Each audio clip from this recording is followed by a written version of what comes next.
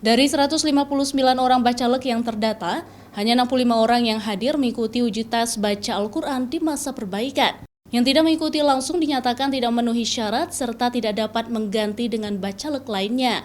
Sementara untuk kuota bacalek perempuan, seluruh partai memenuhi target, bahkan ada yang lebih dari target yang ditetapkan yaitu 30%. Selanjutnya KIP Banda Aceh akan menyusun daftar calon sementara dan penetapan daftar calon tetap.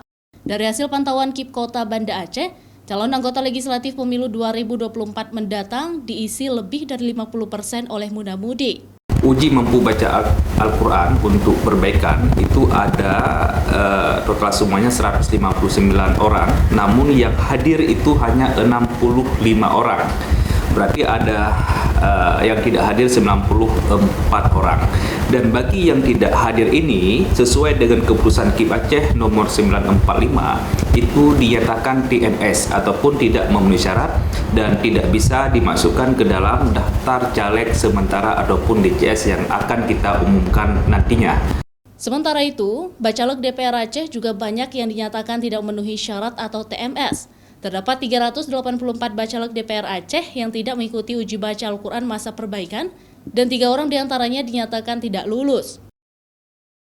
Syahril, Kompas TV, Banda Aceh.